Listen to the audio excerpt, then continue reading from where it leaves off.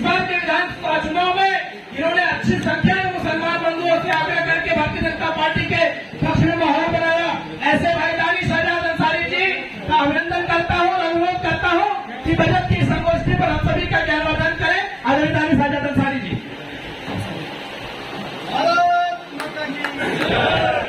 श्रीकांत राज दानिश आजाद अंसारी जिंदाबाद जिंदाबाद। श्रीकांत राज दानिश आजाद अंसारी जिंदाबाद जिंदाबाद। एक बार इस सभागार में बैठे तमाम जितने भी हमारे सम्मानित जन हैं, हम सभी लोग दोनों हाथ उठाकर एक नारे के साथ एक स्वर में एकजुट होने का एक उद्घोष अपने आजमगढ़ के इस पावन धरती से दें, ताकि पूरे उत्तर प्रदेश को ये ज्ञात हो जाए कि हम आजमगढ़ के जो वासी हैं, एकजुट होकर इस बजट के साथ अपने प्रदेश को और देश को आगे ले जाने के लिए दृढ़ संकल्प के साथ हम आगे बढ़ रहे हैं। तो दोनों हाथ उठाकर एक साथ हम सभी लोग बोलेंगे, भारत माता की बहुत बहुत धन्यवाद। आज इस जनपद आजमगढ़ की इस पावन और पूज्य धरती पर, इस ऐतिहासिक धरती पर, इस हॉल में मौजूद तमाम हमारे जनपद के सम्मानित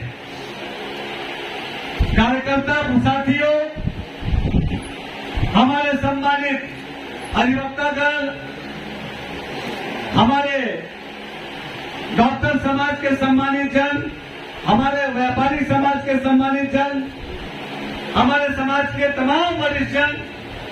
और साथ ही साथ मंचासीन हमारे भारतीय जनता पार्टी की प्रदेश की मंत्री आदरणीय श्रीमती शकुंतला चौहान जी, हमारे भाजपा लालगंज के जिले के अध्यक्ष आदरणीय श्री ऋषिकांत राय जी, हमारे भारतीय जनता पार्टी आजमगढ़ के जिले के अध्यक्ष आदरणीय श्री ध्रुव कुमार सिंह जी, क्षेत्रीय उपाध्यक्ष आदरणीय श्री अरविंद जायसवाल जी, इस कार्यक्रम का कुशल संचालन कर रहे युवा साथी हमारे भाई सूरज प्रकाश श्रीवास्तव जी, श्रीमती मंजू सरोज जी, आदरणीय श्री मनोज यादव जी, श्री कल्पनाथ पासवान जी, डॉक्टर आजमी साहब, आदरणीय श्री रणविजय राय जी, डॉक्टर अशोक सिंह जी, डॉक्टर श्याम नारायण सिंह जी, श्री प्रभाकर सिंह जी, श्री जयप्रकाश यादव जी, आदरणीय दयाशंकर पटेल जी, उदयराज यादव जी, श्री अमित वर्मा जी, जिले के मंत्रीगण नागेंद्र पटेल जी, श्री नंदराम सरोज जी, विनोद उपाध्याय जी, पवन सिंह मुन्ना जी, अवनीश मिश्रा जी, हरीश तिवारी जी, हरवंश मिश्रा जी, उषा आर्या जी, ब्रजेश यादव जी, चंद्रजीत तिवारी जी, जितेंद्र सिंह जी, हमारे भारतीय जनता पार्टी अल्पसंख्यक मोर्चे के प्रदेश के पदाधिकारी आदरणीय श्री आफ्ताब मिर्जा जी, राष्ट्रीय पदाधिकारी हमारे सद्दाम भाई, हमारे भाजपा अल्पसंख्यक मोर्चे के जिले के अध्यक्ष ऊर्जावान साथी इस्माइल फारूकी जी, हमारे लालगंज के जिला अध्यक्ष साथी कुंवर जमशेद खान जी, चंद्रेश्वर राय जी, प्रवीण कुमार सिंह जी, सज्जानंद सिंह जी, विभा बर्नवाल जी, नीरज तिवारी जी, तमाम मंच पे बैठे हमारे अन्य साथीगण, सम्मानित साथियों, हमारे तमाम मोर्चों के, युवा मोर्चे के, महिला मोर्चे के, अल्पसंख्यक मोर्चे के, पिछड़े मोर्चे के, तमाम हमारे जो मोर्चे के जो हमारे कर्मठ जुझारू साथी हैं, उन तमाम लोगों को आपके भाई, आपके साथी दानिश आजाद अंसारी का तहे दिल से धन्यवाद, नमस्कार। क्योंकि आपके साथी दानिश आजाद अंसारी का जनपद आजमगढ़ से एक अलग नाता है और मैं धन्यवाद दूंगा हमारे शीर्ष नेतृत्व का, प्रदेश संगठन के तमाम वरिष्ठ पदाधिकारियों का, जिनके कारण मुझे अपने इस आजमगढ़ में बार बार आने का अवसर प्राप्त होता है। और इस आजमगढ़ ने जो एक इतिहास रचा, मैं अपने आप को सौभाग्यशाली समझता हूं कि उस ऐतिहासिक इतिहास में मेरी भी एक छोटी सी सहभागिता रही, जिसमें आजमगढ़ ने एक इतिहास रचा और लोकसभा से भारतीय जनता पार्टी के प्रत्याशी को यहाँ से जिताकर ये बता दिया है कि आज का आजमगढ़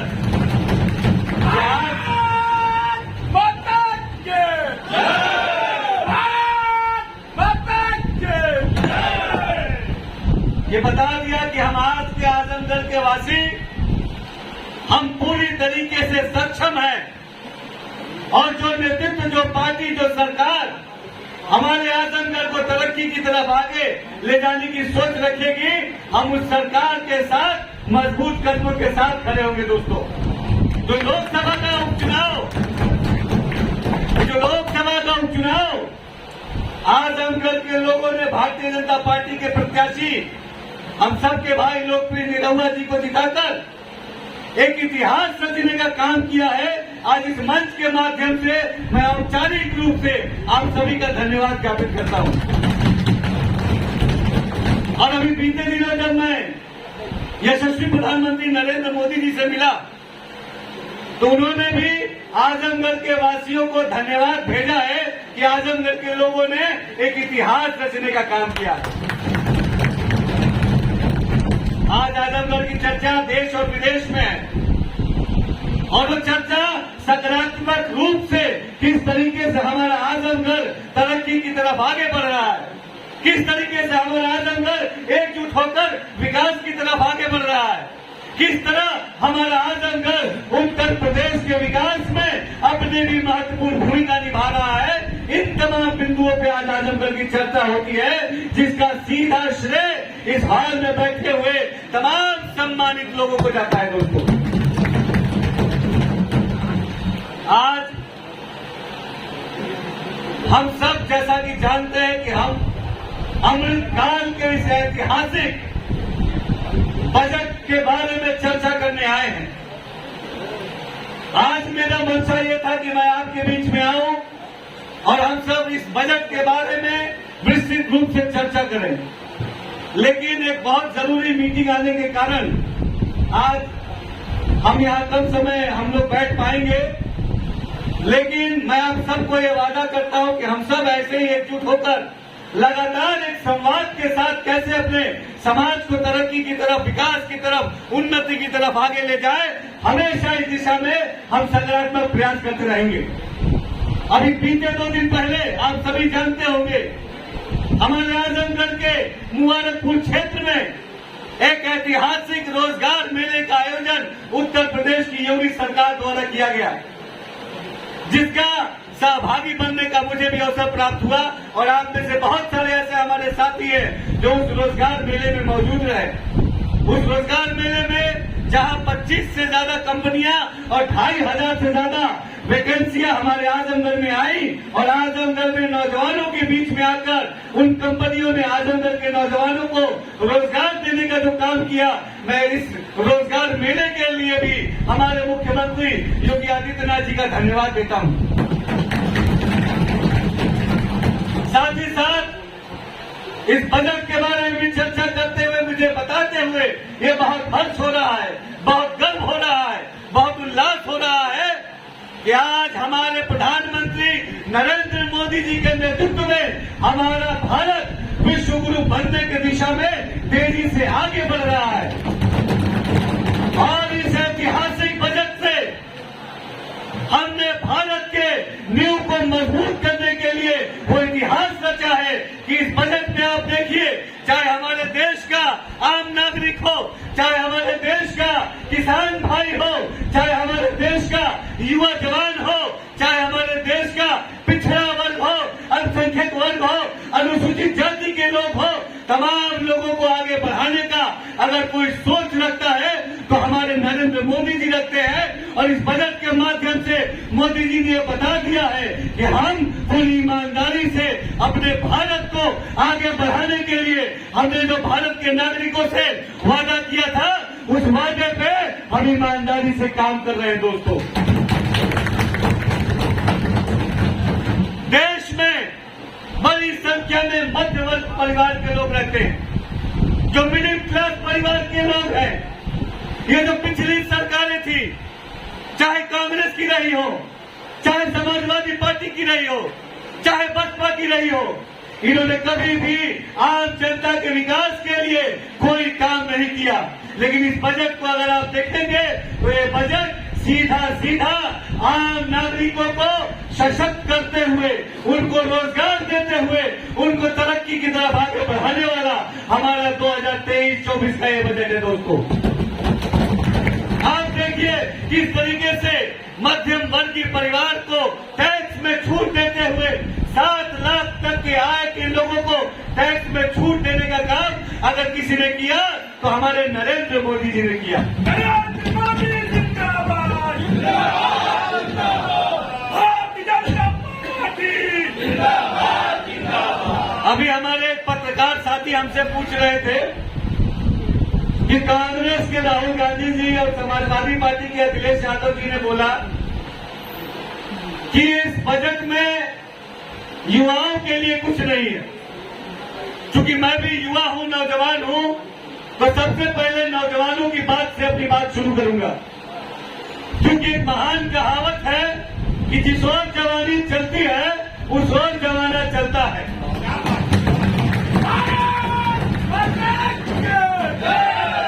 और आज हमारा भारत देश, ये हमारे युवा मोर्चा के साथी हैं और आज हमारा भारत देश विश्व का सबसे युवा देश कहा जाता है। और मैं अपने हर भाषण में कहता हूं कि हम नौजवानों के कंधे पे ये जो जिम्मेदारी मिली है अपने भारत को सशक्त करते हुए तरक्की की तरफ आगे बढ़ाने की, इस जिम्मेदारी को हमारे प्रधानमंत्री नरेंद्र मोदी जी ने समझा और इस बजट में नौजवानों को शिक्षित सशक्त करते हुए रोजगार से जोड़ने का जो इस बजट में प्रावधान है, मैं इस मंच के माध्यम से तमाम हिंदुस्तान भर के नौजवानों की ओर से नरेंद्र मोदी जी का धन्यवाद ज्ञापित करता हूं। दोस्तों,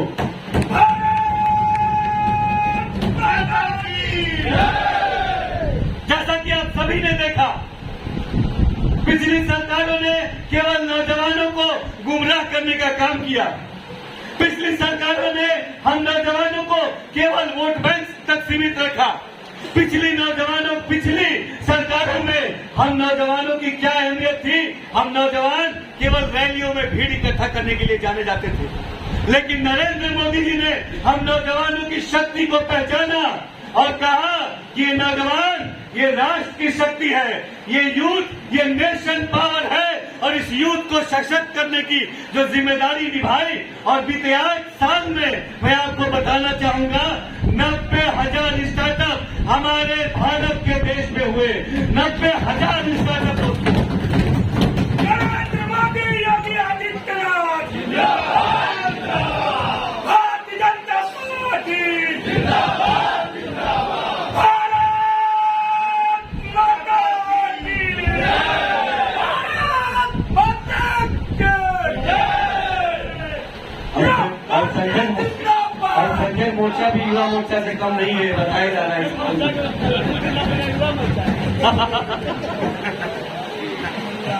तो आप देखिए कि किस तरीके से इस बजट के माध्यम से नौजवानों के हौसलों को मजबूत करने का काम किया। नौजवानों के हौसलों के उड़ान को और ऊंचा आकाश देने का काम किया नरेंद्र मोदी जी ने। मैं आपका ध्यान आकर्षित करना चाहूंगा, कोरोना काल में जहां विश्व की बड़े बड़े देश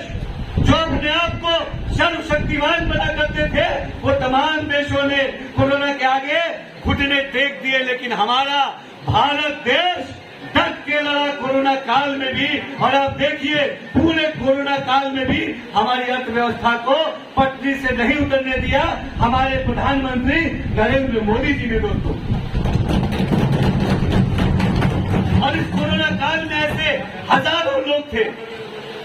जिनकी नौकरी चली गई, जिनके आजीविका में समस्या आई, तो उनके आजीविका की समस्या को समझते हुए आज जो निःशुल्क राशन योजना की जो स्कीम थी उसको फिर से आगे बढ़ाने का काम इस बजट काल में हुआ है दोस्तों। इसके साथ साथ मैं आपको बताना चाहूंगा कि कौशल विकास को और बल देने के लिए, कौशल को और मजबूत करने के लिए, शिक्षा को और आगे बढ़ाने के लिए, हमारे किसान भाइयों के उद्धार के लिए, हमारे इंडस्ट्री और स्टार्टअप को आगे बढ़ाने के लिए, हमारे जो एमएसएमई है, जो एमएसएमई के जो लोग हैं उनको आगे बढ़ाने के लिए, हमारे जो डिफेंस का बजट है, कांग्रेस के शासन में हमारे जो भारत देश की एक क्या इमेज पूरे दुनिया में थी, हमारा भारत देश पिछड़ा माना जाता था, लेकिन आज आप सबके आशीर्वाद से नरेंद्र मोदी जी ने बता दिया कि आज का भारत है, छेड़ोगे तो छोड़ेंगे नहीं। और जिस तरीके से तमाम ऐसे जो देश है जो भारत की तरफ बुरी निगाह रखते थे, उन देश को करारा जवाब देने का काम सर्जिकल स्ट्राइक के माध्यम से नरेंद्र मोदी जी ने किया। मैं इस मंच के माध्यम से नरेंद्र मोदी जी का और अपनी सेना का धन्यवाद ज्ञापित करता हूं।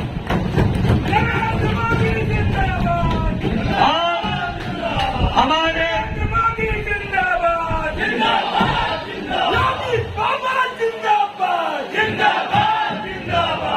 और जिस तरीके से हमारी सेना का मनोबल और मजबूत करने के लिए आप देखिए, इस बजट में जो हमारा डिफेंस का बजट था वो हो गया है 4,32,720 करोड़ रुपए, जो अब तक का सबसे बड़ा डिफेंस बजट है दोस्तों। इसके साथ साथ आज पूरे दुनिया में टेक्नोलॉजी का जमाना कहा जाता है। आज हमारे दुनिया में डिजिटल क्रांति आ चुकी है, तो मोदी जी ने कहा कि जब दुनिया में डिजिटल क्रांति आ गई है तो हमारा भारत, हमारा उत्तर प्रदेश इस डिजिटल क्रांति से पीछे कैसे रहेगा। और उन्होंने डिजिटल क्रांति को और आर्टिफिशियल इंटेलिजेंस को आगे बढ़ाने के लिए उसके भी बजट में दुगनी बढ़ोतरी की है। ऐसे हमारे प्रधानमंत्री नरेंद्र मोदी जी का मैं फिर से धन्यवाद ज्ञापित करता हूं दोस्तों। इसके अलावा हमारी महिला समाज के उत्थान के लिए, क्योंकि बिना नारी सशक्तिकरण के हम देश की उन्नति की कल्पना नहीं कर सकते, ऐसे नारी सशक्तिकरण को आगे बढ़ाने के लिए हमारी महिला की बजट में भी इस बजट में बढ़ोतरी हुई, हमारे रेलवे के बजट में बढ़ोतरी हुई, हमारे सीनियर सिटीजनों के बजट में बढ़ोतरी हुई, हमारे देश को 5G सर्विस देने के लिए भी इस बजट में विशेष प्रावधान किया गया। चाहे हमारा डिजिटल इंडिया हो, चाहे हमारा पर्यावरण हो, चाहे हमारे कृषि का क्षेत्र हो, क्योंकि हमारा उत्तर प्रदेश ये कृषि प्रधान प्रदेश है, तो कृषि के क्षेत्र में भी जो देश का बजट आया है उसका बड़ा लाभ हमारे उत्तर प्रदेश के लोगों को मिलेगा। और 20 लाख किसान क्रेडिट कार्ड, 20 लाख किसान क्रेडिट कार्ड के माध्यम से हम अपने किसान भाइयों को और आगे बढ़ाने का काम करेंगे। हमारे किसानों के लिए भी हमने एग्री स्टार्टअप योजना की एक शुरुआत इस बजट में की है। हमारे मोटे अनाज को बढ़ावा देने के लिए भी विशेष प्रावधान इस बजट में दिया गया है। हमारे जो मछली पालन के लोग हैं, हमारे आजमगढ़ में भी बड़ी संख्या में ऐसे नौजवान भाई साथी उद्यमी हैं जो मछली पालन का काम करते हैं, और शायद हमारे किसी मोर्चा के अध्यक्ष भी मछली व्यवसाय से जुड़े हुए हैं। तो इनको भी आगे बढ़ाने के लिए मछली पालन के लिए 6,000 करोड़ का निवेश हमारे इस बजट प्रावधान में दिया गया है।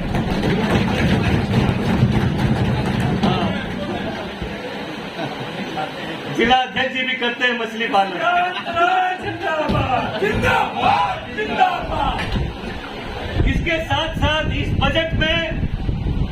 7 चीजों के ऊपर विशेष ध्यान रखते हुए उसको सप्तऋषि के रूप में आगे डेवलप करते हुए इन 7 बिंदुओं को आगे बढ़ाते हुए अपने भारत को, अपने उत्तर प्रदेश को सशक्त करने का जो बजट है, जिसमें समावेशी विकास, वंचितों को वरीयता, बुनियादी ढांचे का विकास, क्षमता का विस्तार, हरित विकास, युवा शक्ति का विकास और वित्तीय क्षेत्र में विकास, इन 7 चीजों में विकास की एक चहुमुखी ये जो बजट है, मैं बताऊंगा दोस्तों, इस बजट के माध्यम से मुझे पूरा यकीन है कि हम आने वाले दिनों में अपने भारत को सशक्त करते हुए एक उज्जवल नेतृत्व की तरफ अपने भारत को बढ़ाने का काम करेंगे। और इसके अलावा भी हमारे जनपद आजमगढ़ को विशेष ध्यान में रखते हुए हमारे आजमगढ़ के जो एयरपोर्ट है, इसको इंटरनेशनल लेवल का एयरपोर्ट बनाने की दिशा में हमारी उत्तर प्रदेश की योगी सरकार आगे बढ़ रही है। दोस्तों, आप कल्पना कीजिए, कब तक इस आजमगढ़ में जब समाजवादी पार्टी की या कांग्रेस की सरकार हमारे प्रदेश में थी, तो इस आजमगढ़ में सही ढंग का रोड नहीं हुआ करता था। आज डबल इंजन की सरकार ने हमारे आजमगढ़ में इंटरनेशनल एयरपोर्ट देने का काम किया है। इसी के साथ आजमगढ़ में चाहे रिंग रोड देने का काम हो, चाहे हमारे बेलसा ओवरब्रिज का दोहरीकरण का काम हो, चाहे आजमगढ़ से कलान तक डबल लेन रोड बनाने का काम हो, हमारे आजमगढ़ को आगे बढ़ाने के लिए हमारे उत्तर प्रदेश के योगी आदित्यनाथ जी और हमारे यशस्वी प्रधानमंत्री नरेंद्र मोदी जी, ये डबल इंजन की सरकार पूरी मेहनत ईमानदारी से काम कर रही है। तो मैं आज इस बजट सत्र में अपनी बातों को इन्हीं चर्चाओं के साथ विराम देता हूं और आप सबसे ये अपील करता हूं कि बजट के जो मुख्य बिंदु हैं, क्योंकि आज हमारे आजमगढ़ के प्रबुद्ध लोग यहाँ इकट्ठा हुए हैं,